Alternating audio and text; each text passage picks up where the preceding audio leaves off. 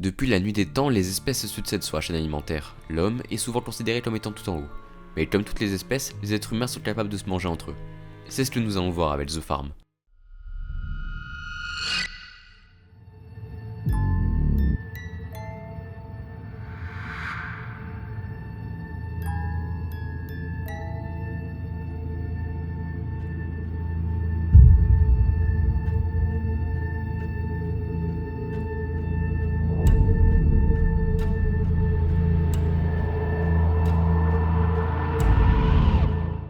Salut à tous, c'est Tobushi, j'espère que vous allez bien. Aujourd'hui on parle horreur avec The Farm. Ce dernier est un film d'horreur américain sorti en 2018 et réalisé par Hans Stensworld.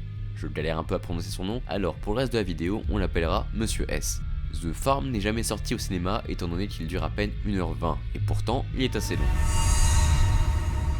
Un couple se déplace dans la campagne pour aller je ne sais où, il ne précise pas dans le film, lorsqu'ils font une pause pour se reposer dans une sorte d'auberge. En se réveillant, ils constatent avec horreur qu'ils sont prisonniers d'une structure semblable à celle d'une ferme, mais qui a remplacé les animaux par des humains. Nos deux tourtereaux, qui sont assez insupportables, vont donc servir à produire de la viande et du lait, contre leur gré bien entendu. Voilà, il n'y a pas grand chose à dire de plus sur le synopsis.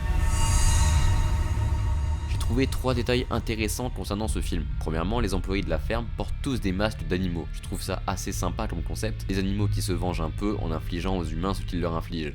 Mais j'en parlerai plus en détail après. Deuxièmement, lors de la nuit où le couple décide de dormir dans la chambre de la cabane, bon, on notera pas le fait qu'à l'extérieur il y a encore un grand soleil, on a un plan où on voit que depuis le début, un homme se cachait sous leur lit.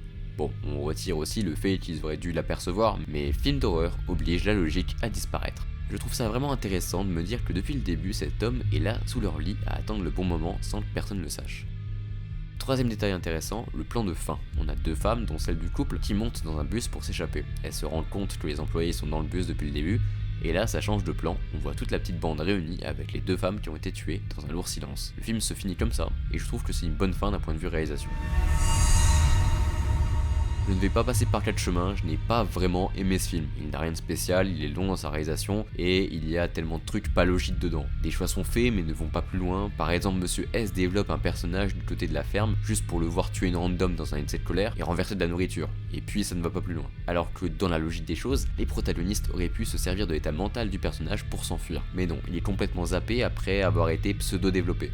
Le message du film est pas spécialement clair, d'après ce qu'on voit la ferme ne fonctionne que pour nourrir des gens et gagner de l'argent, il n'y a pas de morale ou quoi que ce soit, même si je pense que le message est sûrement plus subtil. Le port des masques par exemple renvoie l'être humain à un visage qu'il a utilisé depuis de nombreuses années.